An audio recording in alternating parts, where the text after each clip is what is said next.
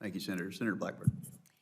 Thank you, Mr. Chairman, and to each of you, thank you for being here. Establishing a framework for AI is something that's going to be very important for Congress to do. President Trump asked me to take the first stab at drafting the Trump America AI Act, and it's based off of his executive order. I was pleased that the executive order included protections for what I call the 4 C's: children, creators, communities from job loss and high electric rates, and then censorship. We know that AI and the LLMs are biased against a lot of conservatives.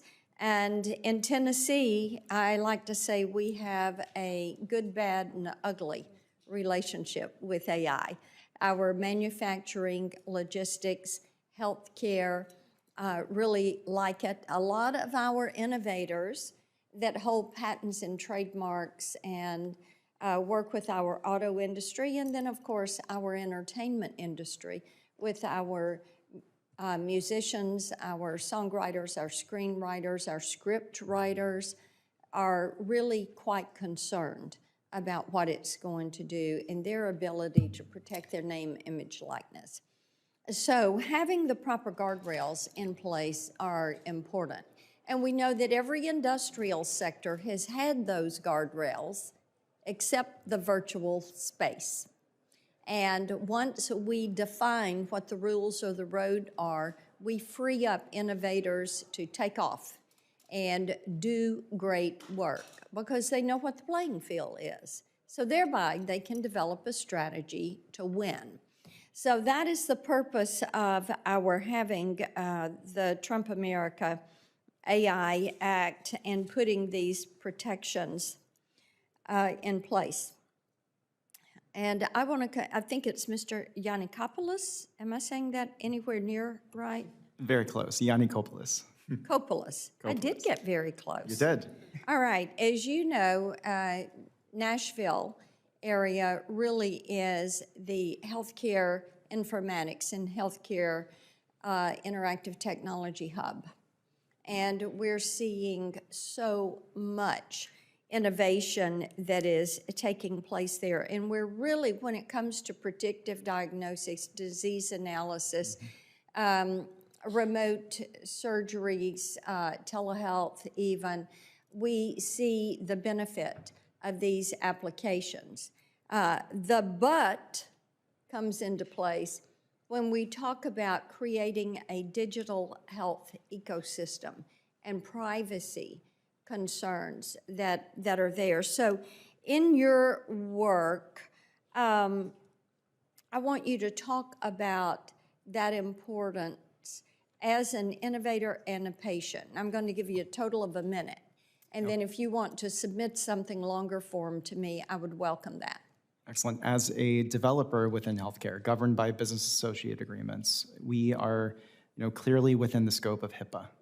HIPAA is an elastic rule. It started out as an insurance. Needs to be modernized. It does need to be modernized, but it started out as an insurance portability. In order to include all of this, yes, as I say, it came about, it covers the fax and the fax machine, the paper and the fax machine. It covers the access to data, and with electronics, we have the ability to audit it. That's really right. Key with the transformation we've gone through.